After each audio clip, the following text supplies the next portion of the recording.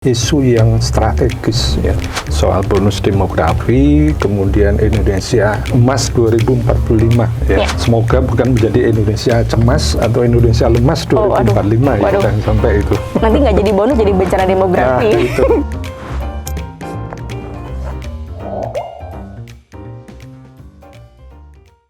Halo semuanya, selamat datang di Bijak Podcast.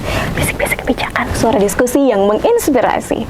Oke, teman-teman semua, untuk podcast perdana Studio Magister MKP hari ini, kita akan membahas isu yang lagi hangat ya. Ada dua fenomena menarik nih yang akan kita bahas hari ini. Fenomena yang pertama itu terkait visi Indonesia Emas 2045, di mana pemerintah kita punya visi yang luar biasa untuk meningkatkan kualitas negara kita lebih maju. Dan juga fenomena yang kedua adalah bonus demografi. Kita tahu bahwa ke depan di tahun 2045, di usia Indonesia yang ke-100 tahun, kita akan mengalami fenomena bonus demografi di mana jumlah penduduk usia produktif lebih tinggi dibanding usia non-produktif. Dan bagaimana sih dua fenomena ini saling mempengaruhi? Apakah bonus demografi menentukan percepatan visi Indonesia Emas 2045? Dan untuk membahasnya sudah bersama saya, Profesor Agus Heriwanto-Hatna, dosen di Departemen Manajemen dan Kebijakan Publik Universitas Gadjah Mada. Langsung saja kita sapa. Halo Prof.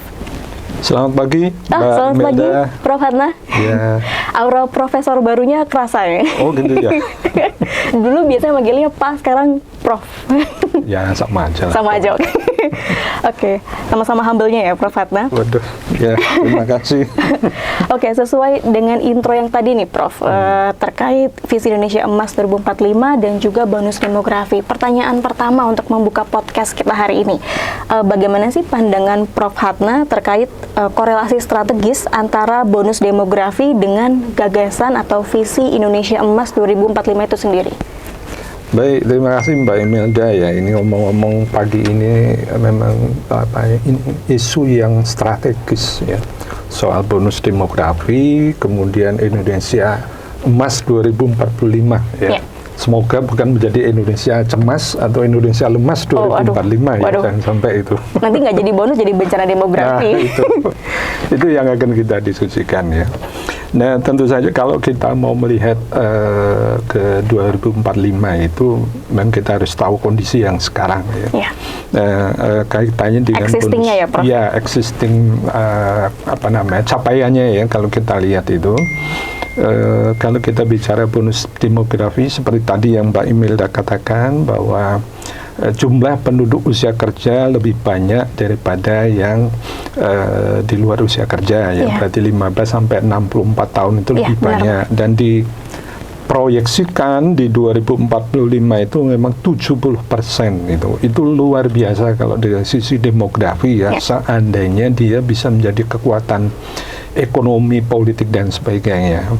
Nah, masalahnya sekarang bagaimana? Apakah dari 2024 ini kita ke 2045 itu bisa nggak 70% itu menjadi kekuatan tadi? Ya, jadi investasi ya, Prof. Betul, menjadi investasi bagi Indonesia Emas itu 2045. Nah, kalau kita berpijak pada angka total fertility rate-nya dulu ya, TFR-nya itu kan sekarang rata-rata kita itu kan di sekitar 2,18 secara nasional itu ya. Tapi harus diingat bahwa angka total fertility rate nasional itu berbeda-beda antar daerah. Ya, ada 5 daerah yang sebenarnya sudah lewat bonus demografi itu, yakni DIY, DKI, Jawa Timur, Kalimantan Selatan, dan Sulawesi Utara. Itu sudah lewat bonus demografi. DIY itu pernah mencapai 1,8 itu. Sekarang sudah naik lagi di atas 2 itu. Tapi apakah kondisi yang diharapkan kalau itu bonus demografi seperti DIY itu ya, yang sudah mencapai itu seperti yang kita gambarkan enggak itu? Nah, kita tahu kan data di DIY dan beberapa daerah lain yang saya sebut tadi, angka pengangguran juga masih cukup tinggi, angka kemiskinan juga masih tinggi ya. dan beberapa data lain yang menunjukkan pesimisme kita itu.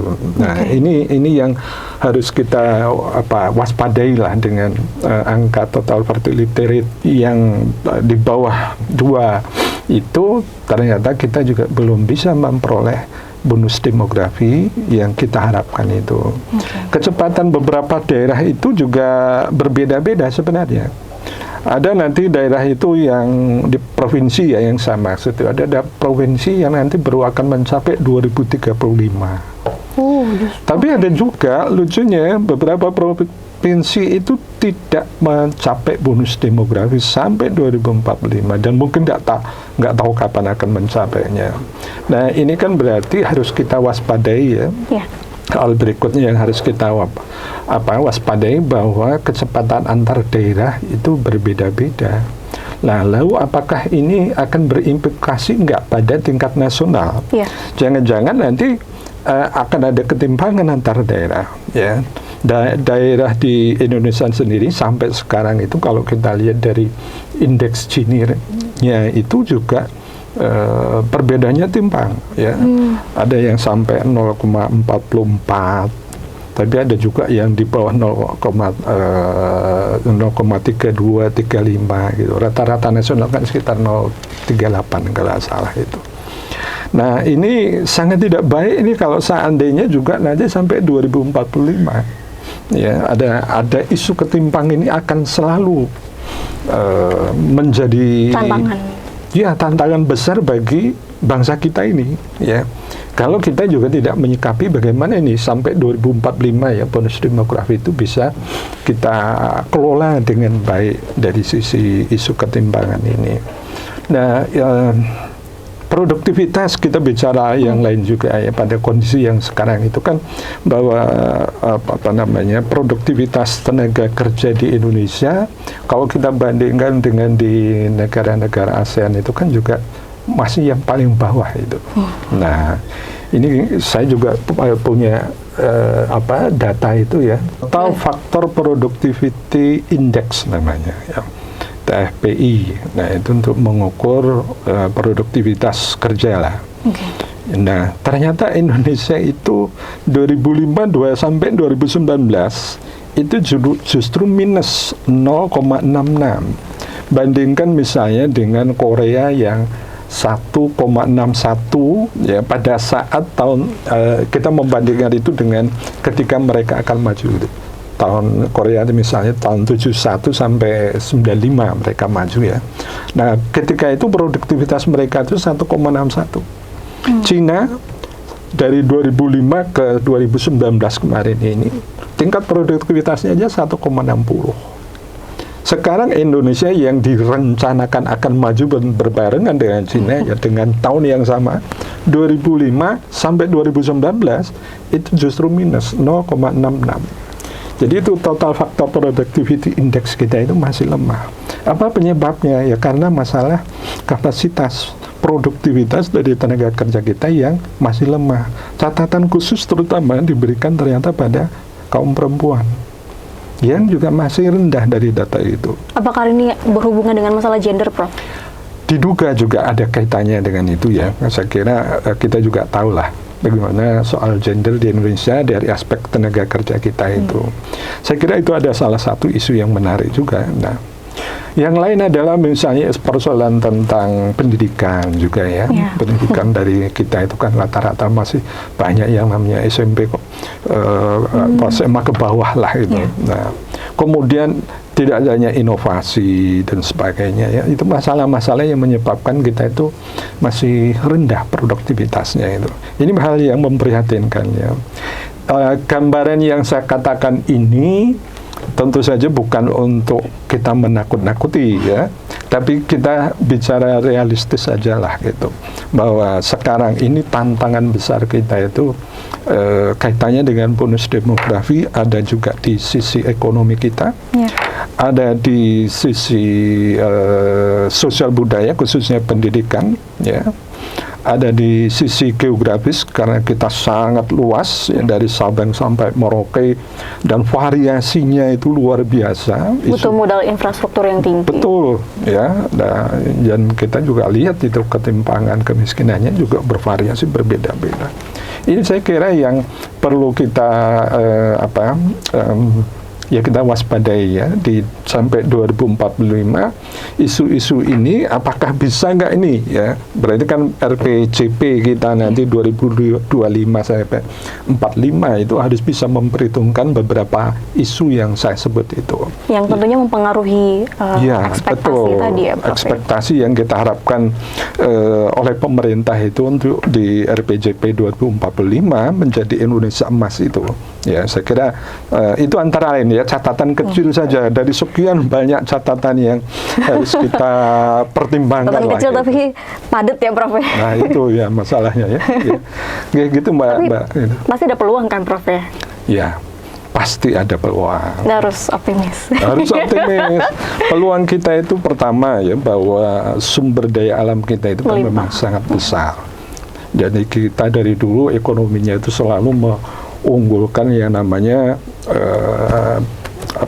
komparatif ya, advantage-nya itu kan ke sana gitu. Tidak banyak negara lain sebanyak kita lah sumber daya alamnya itu. Nah, ini peluang besar kita ini ya, yang perlu kita manfaatkan sebaik-baiknya.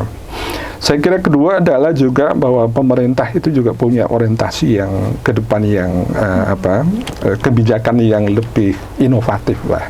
Nah, itu yang kita lihat ya perkembangannya, bahwa memang penurunan seperti kemiskinan dan sebagainya itu melambat, tapi saya juga optimis bahwa ke depan ini berarti kan 20 tahun ya, 25 45 itu, kalau kita bisa mengelola sumber daya alam kita itu yang besar, termasuk mengelola sumber daya manusia kita itu dari sisi pendidikan, mengembangkan inovasi dan teknologi mereka dari anak-anak kita itu, saya kira kita bisa optimis lah mencapai yang seperti diharapkan di 2045 itu.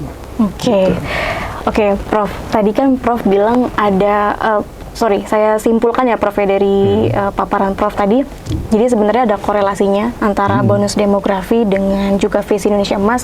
Tapi dari paparan Prof juga saya seperti mengisyaratkan bahwa ini bukan sesuatu yang mudah, ini sesuatu yang berat, banyak banget tantangan yang perlu diperhatikan oleh pemerintah.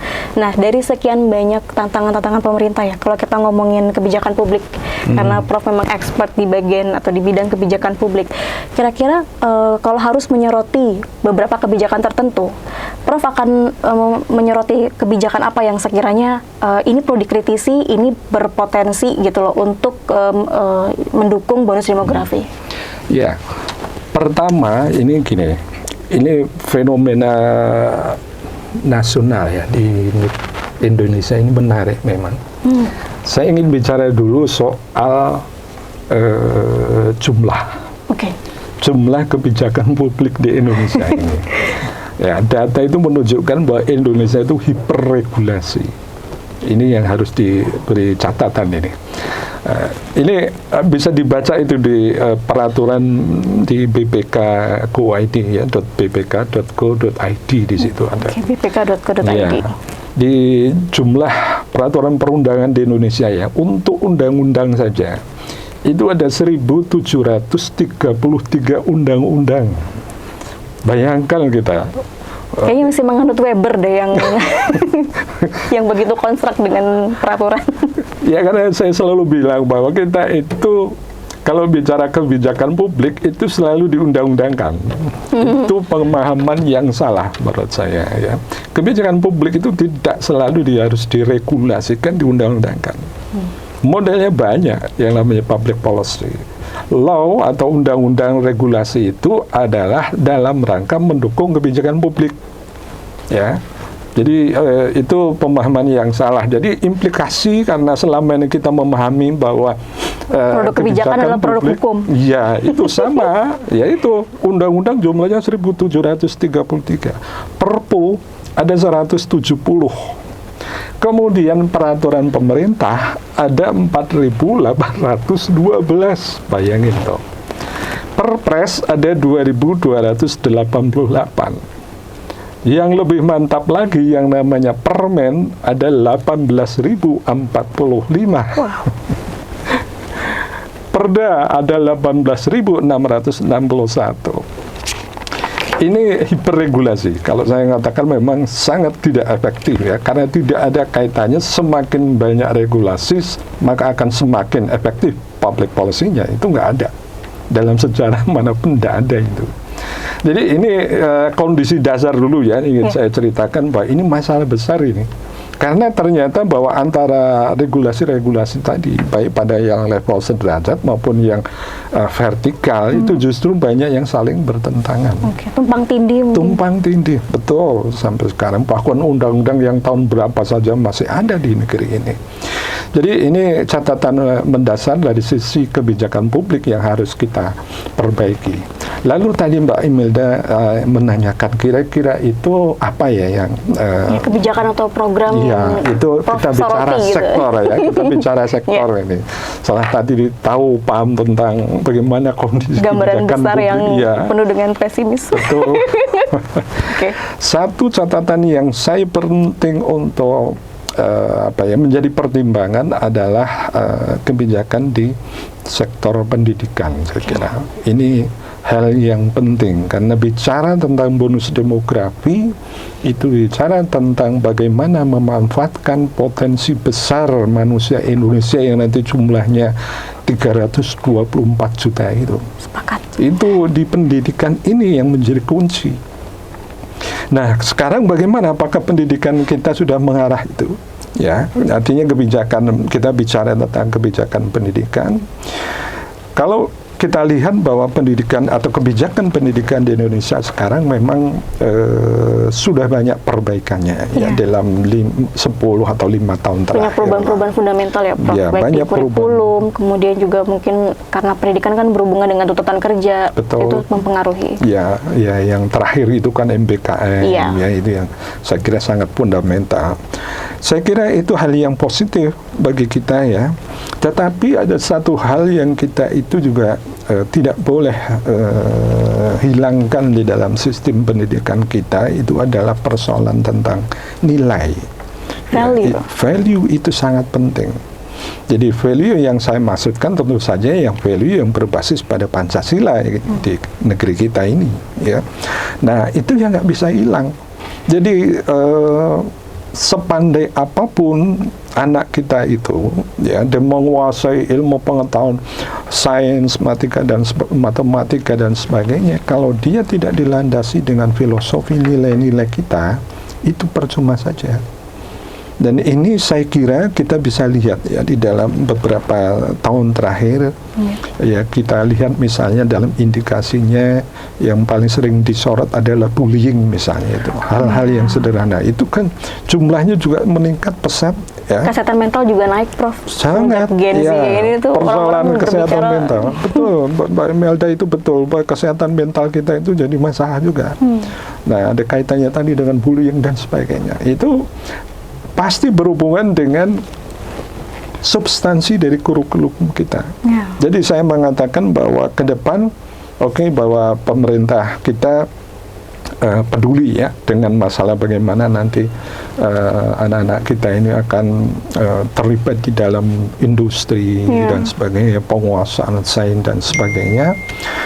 Tapi kita nggak boleh lupa dengan bangsa kita itu sendiri, bangsa Indonesia. Beda kita itu dengan pendidikan di banyak negara lain, itu tetap harus mengedepankan aspek value itu ya. Itu dari pertama ya yang ingin saya katakan. Hal yang kedua adalah bahwa ternyata walaupun kita memang sudah improve ya di dalam kurikulum kita, sistem pendidikan kita, tapi data dari OECD itu di OECD itu ada namanya PISA, singkatan dari Program for International Student Assessment namanya. Data tahun 2018 itu, karena data terakhir mereka itu 2018, jadi menguji student-student kita itu dibandingkan dengan student-student di banyak negara yang lainnya. aspek yang dinilai adalah dari aspek sains, matematika, dan membaca. Semuanya kita berada di bawah. Ya, bandingkan misalnya dengan sains, ya, dengan negara-negara OECD itu. Nilai mereka 489 untuk sains, tapi kita hanya 396. Jauh itu, ya. Kemudian marginnya. Iya, marginnya sampai 100 lebih berarti. Kemudian matematika juga sama ini. Ya, ini lebih parah lagi. Di negara OECD itu yang tergabung dalam OECD itu 489, kita hanya 379. Lebih parah dari sains tadi. Kemampuan membaca, lain ditambah lagi ternyata saya juga kaget juga kemampuan membaca. Itu kan kayaknya baca udah jadi rahasia umum ya kalau anak orang Indonesia itu males membaca.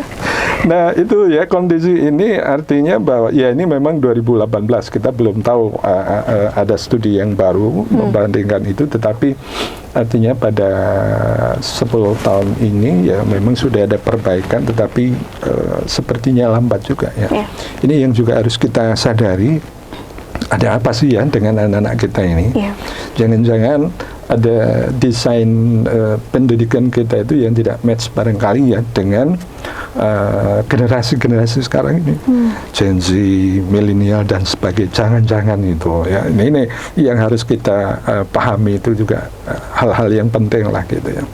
Saya kira demikian ya Mbak Imelda, beberapa catatan saya kalau tapi saya mengatakan bahwa pendidikan adalah kunci utama di dalam mau mengantarkan Indonesia di 2045 itu.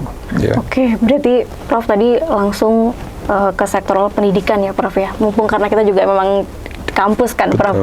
Oke, berbicara mengenai pendidikan Prof, mungkin salah satu tantangan atau dilematis sekarang tuh trennya ya Prof ya, berkaitan juga dengan bonus demografi, bahwa kalau dulu zaman saya kuliah itu kan kalau misalnya kita ngomongin pendidikan tuh bener-bener ya udah ilmu gitu, atau mungkin zaman saya pendidikan itu kita masih ngurusin namanya politik kampus gitu, pokoknya apa sih literatur tuh masih hangat gitu.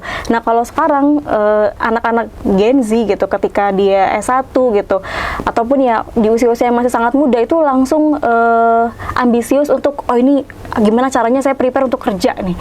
Kan banyak orang bilang zaman sekarang tuh orang kalau cari kerja kayak spek dewa gitu.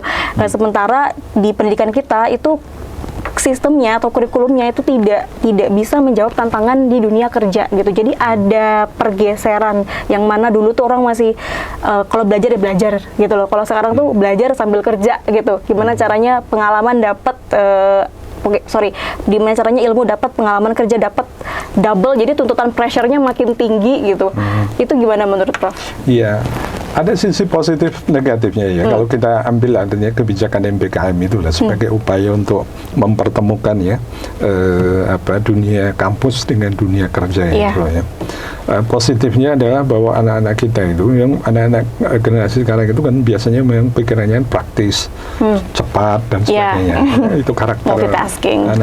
Multitasking dan sebagainya, anak-anak kita seperti itu. Jadi rupanya ini direspon positif ya. Kalau kita lihat anak-anak itu, respon positifnya saya bandingkan dengan perbandingan mereka untuk masuk ke dalam dunia yang dulu zaman saya itu sebagai aktivis mahasiswa. Itu keren itu ya. Saya masih pernah, saya ingat pengalaman saya demo pertama kali pakai toga itu. Tapi coba sekarang nggak ada. Bahkan anak-anak kita minta untuk aktif masuk di dalam organisasi kemahasiswaan, itu sudah banyak yang menarik. Ini sisi negatifnya dari MBKM itu ternyata mengubah ya persepsi anak-anak itu bahwa yang tadi ya persiapan mereka ke dunia kerja itu jauh lebih penting. Nah, sementara yang jadi akselerasi sendiri gitu loh Prof. Betul. Dalam proses kuliah. Betul, nah itu ya. Nah ini yang padahal saya mengatakan bahwa aktivitas mahasiswa dalam kegiatan di kampus itu juga adalah poin penting dalam pengembangan leadership mereka.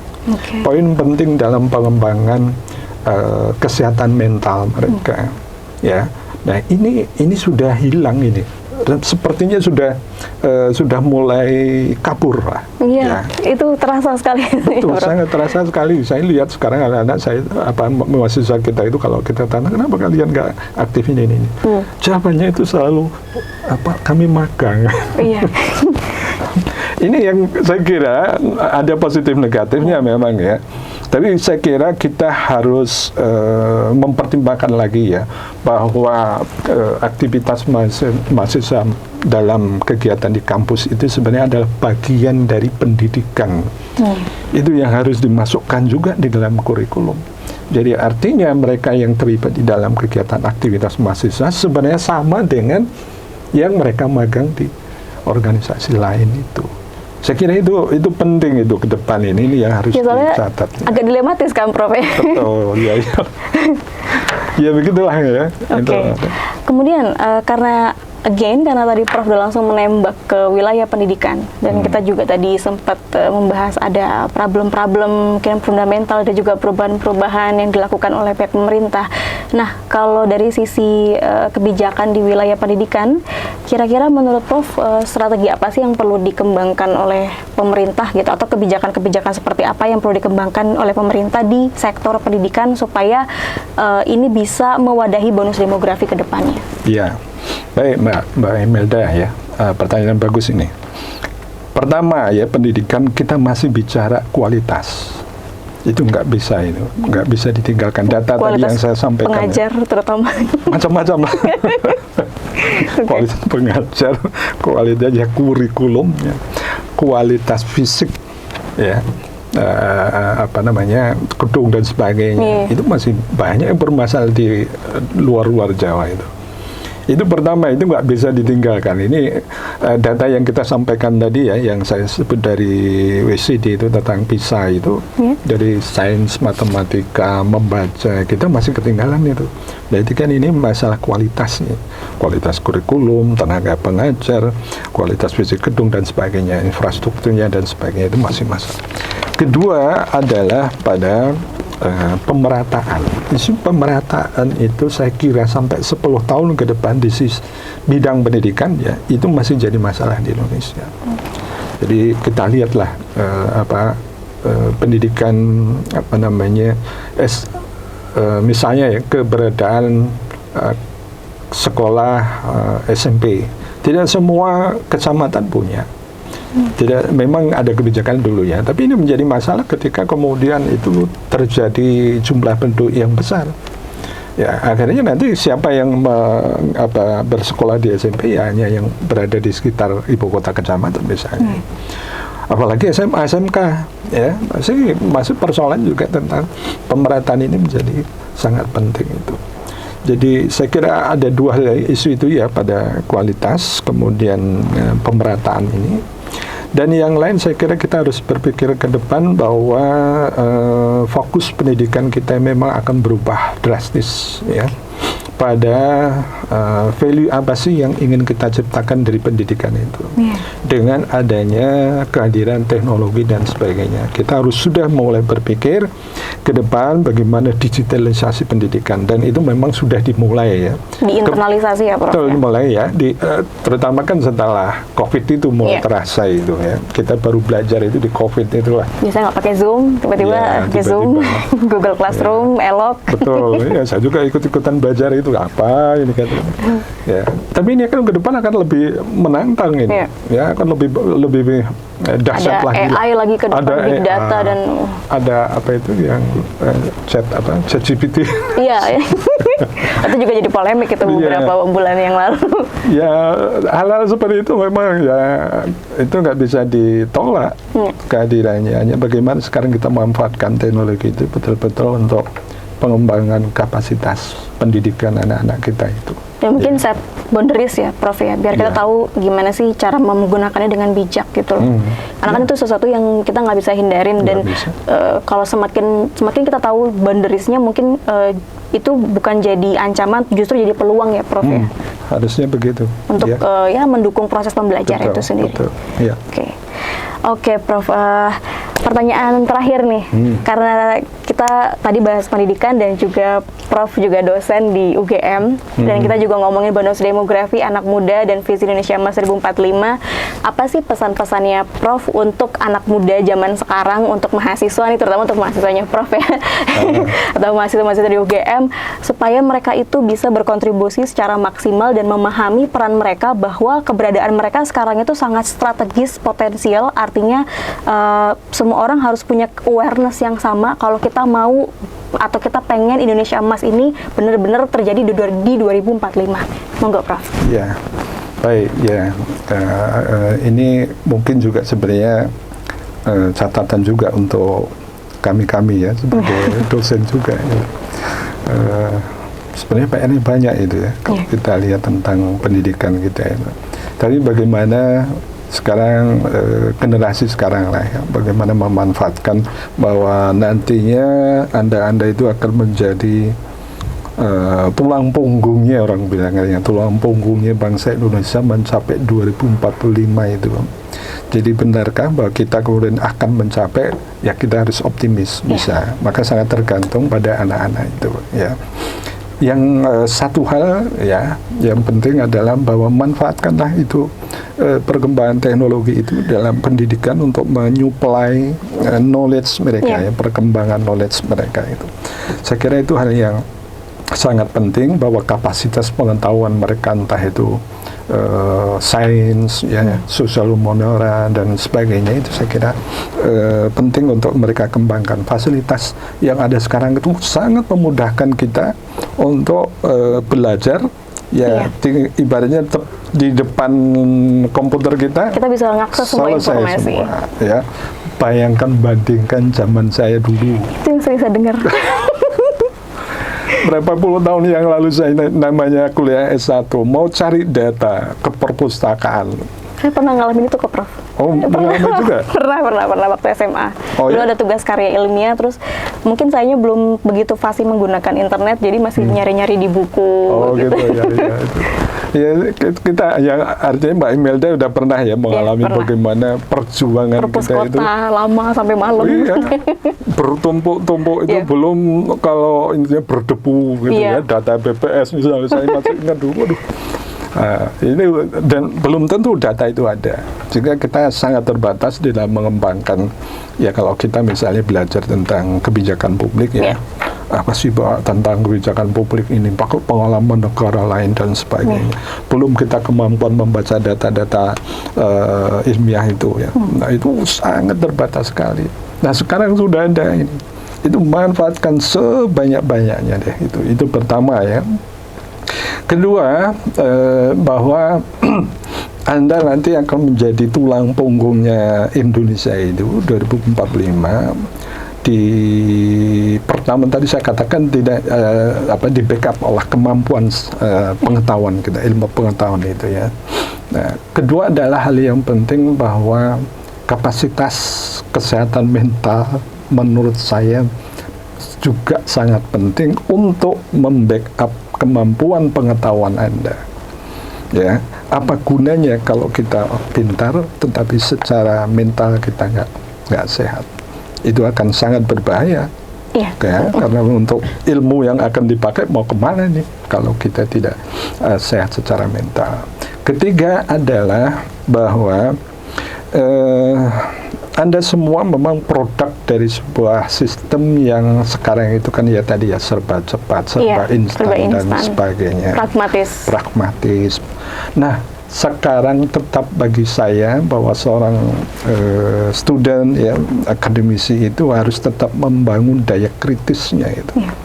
Jadi daya kritisnya itu saya melihat sekarang sepertinya entah apa karena ada kaitannya mereka tidak mau aktif di dunia kemahasiswaan. Itulah, Prof. Sehingga kok menerima apa saja ya.